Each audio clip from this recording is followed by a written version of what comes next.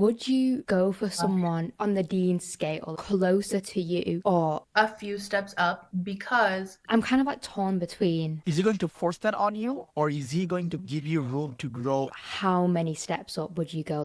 Rank up at Marriage.MBA. Divorce proof your future marriage today. so my mom always tells me, like, you never want to be the smartest in the room because there's no room for growth.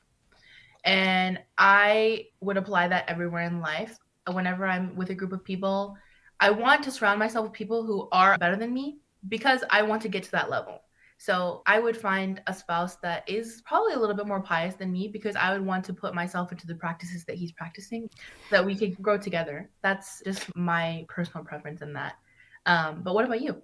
I don't know. I'm kind of like torn between both options. That's why I wanted to know your opinion first. Obviously, it's ideal that you go for like level 10 on Dean, but if you're not up to that, then life is going to be very difficult for you, and like raising kids is going to be difficult. And if you're not used to that lifestyle, don't force yourself into that lifestyle. So on that hand, I'm thinking I'd rather go for someone more my level so that you're not trying to force things, if that makes sense.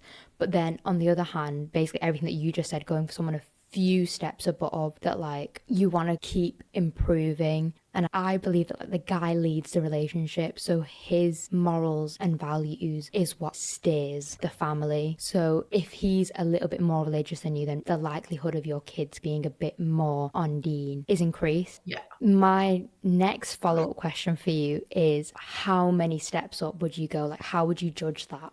Okay, I was just about to say that to you. I was like, I feel like steps are a little bit subjective. You can pick how much more pious than you they are.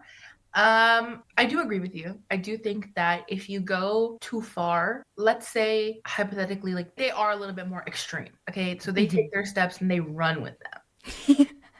If I'm not used to practicing like that, and now my husband expects me to do that every day, all day, starting from day one, that's going to be a struggle. And I don't want to then either resent him or resent my faith. I don't want to put myself in that position.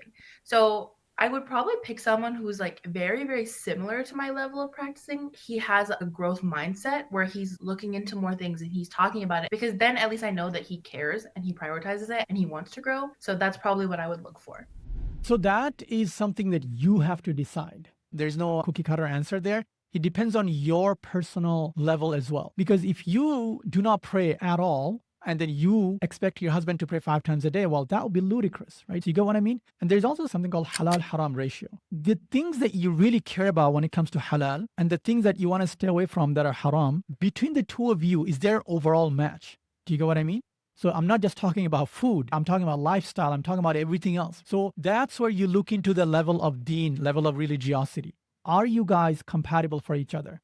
Now, if you ask me, okay, I am at level 3 when it comes to deen. Is it okay if I marry a guy who is like level 5 or 6? I'll say yes. Your husband being a little bit higher in terms of religiosity is actually good. So you can actually, you know what? I'm going to try to catch up to you. But if your husband is lower, you don't want it to be too much of a gap. That's why I said it's within the vicinity. As long as you guys are around the same area, then it's fine. You don't want that to be a huge gap. Does that make sense? So whether you are like super, super ultra practicing, or whether you're like, you pray maybe twice a year in Eid prayer, and anywhere in between, you want to make sure you're marrying someone who understands where both of you are and okay with that level. If you've got particularly traditional parents who are quite pushy with marriage, to also potentially take your own family's opinions. Don't take it as Bible, because if they're really trying to push for you to get married to this person, they might kind of